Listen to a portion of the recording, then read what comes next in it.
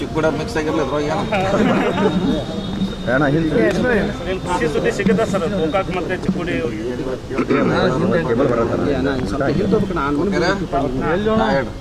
ಖುಷಿ ಸುದ್ದಿ ಸಿಗುತ್ತಾ ಸರ್ ಚಿಕ್ಕೋಡಿ ಹಾಗೂ ಗೋಕಾಕ್ ಜನರಿಗೆ?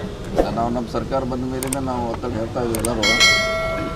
ಸೊ ಈಗ ಸರ್ಕಾರ ಅಂತಿಮ ಶಾಸಕರ ಮಾಡಬೇಕಂತ ಅಭಿಪ್ರಾಯ ಇದೆ. ಇವತ್ತು ಕೂಡ ಗೋಕಾಕ್ ಜಿಲ್ಲಾ ನಿಯೋಗದವ್ರು ಬರ್ತಾ ಇದ್ದಾರೆ. ಇದಾಂತರ ಮನೆ ಸಿ ಎಂ ಬೆಂಗಳೂರಾಗ ಹೇಳಿದ್ರು ಎಲ್ಲ ಶಾಸಕರು ಒಂದು ಸಾರಿ ಕರೆದು ಸಭೆ ಮಾಡ್ತಾರೆ.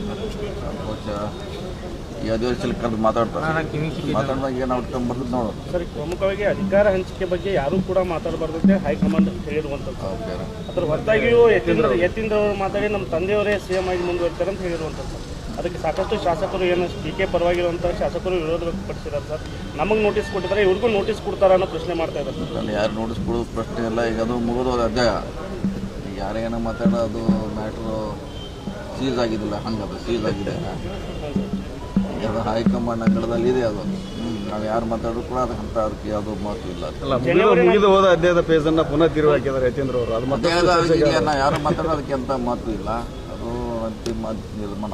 ಒಂದು 4-5 ಜನ ಶಾಸಕರು ಜನವರಿ ನಂತರ ಸಿಎಂ ಬದಲಾವಣೆ ಆಗ್ತಂದ್ರೆ ಮತ್ತು ಹೇಳಿಕೆ ನೀಡಿಲ್ಲ. ಇಲ್ಲ, ಅದನ್ನ ಹೇಳೋಕ್ಕಾಗೋಲ್ಲ. ಈಗ ಹೇಳುವಂಥದ್ದು ಈಗ ಅವಶ್ಯಕತೆ ಕೂಡ ಇಲ್ಲ. ಈಗ ಸರ್, ತಾವು ಡಿ ಕೆ ಶಿ ಅವ್ರ ಜೊತೆಗೆ ಚರ್ಚೆ ಮಾಡಿದ್ರಿ ಸರ್, ರಹಸ್ಯವಾಗಿ ಸಭೆ ಮಾಡಿದ್ರಿ. ರಹಸ್ಯ ಇಲ್ಲ, ಓಪನ್ ಆಗೋದು. ರಹಸ್ಯ ಮಾಡೋದು ಏನಾದ್ರಾಗಿಲ್ಲ, ಓಪನ್ ಮಾಡಿದ್ವಿ. ಓಪನ್ ಮಾಡಬೇಕಾಗಿದೆ ಅಷ್ಟೇ. ಸರ್, ಅಧಿಕಾರ ಹಂಚಿಕೆ ವಿಚಾರವಾಗಿ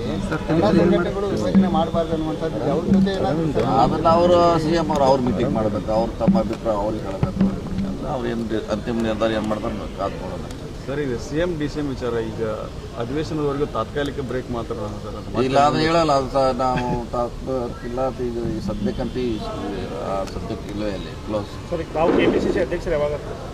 ಈಗ ಹೇಳಿದಲ್ಲ, ಯಾವುದೂ ಈಗಿಲ್ಲ. ಚರ್ಚೆ ಬಂದಾಗ ನೋಡೋದ್ರ ಬಗ್ಗೆ ಹೇಳಿದ್ವಿ. ಚರ್ಚೆ ಬಂದಾಗ ಅದ್ರ ಬಗ್ಗೆ ಚರ್ಚೆ ಮಾಡೋಣ.